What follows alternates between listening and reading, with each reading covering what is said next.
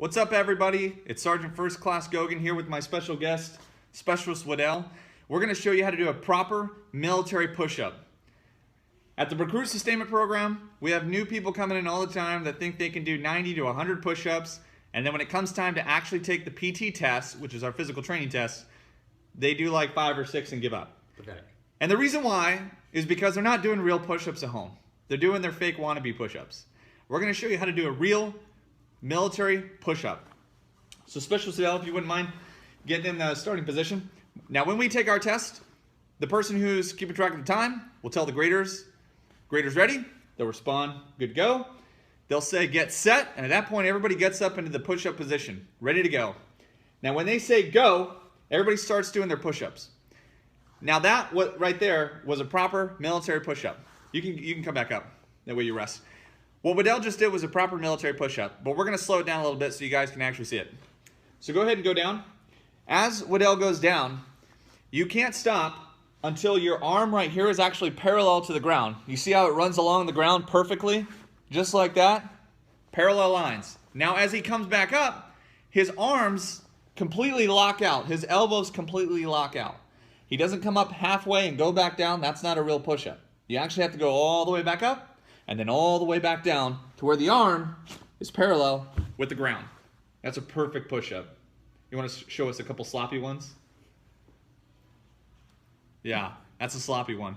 Also, come back up. You'll notice when Waddell does his push-up, his body moves as an entire unit. Some people do the wave.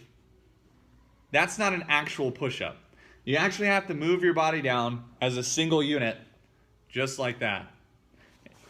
Now also, when you're doing the push-up event, you can't lift your hands off the ground. You can't lift your feet off the ground. They have to remain in contact the whole time. You can move your hands and your feet if you have to, but your feet can't be more than 12 inches apart. Some people like to reposition their hands because they start working different muscle groups. Give me a second.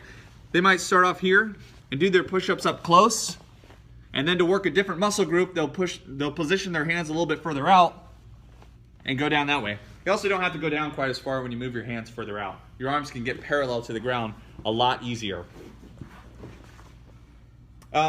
When doing the push-up event, we usually go for, it's 2 minutes is the test, but that gets tiring.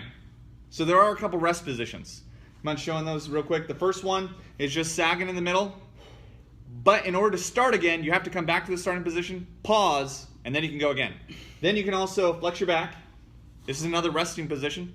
You can stay there as long as you want. You can bend your knees, but you can't bend your knees to such an extent to where now you're supporting all of your body weight.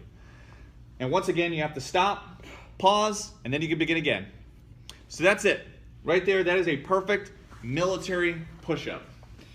And if you look at a pass, females, we need you to do at least 19, and males, we need you to do at least 42.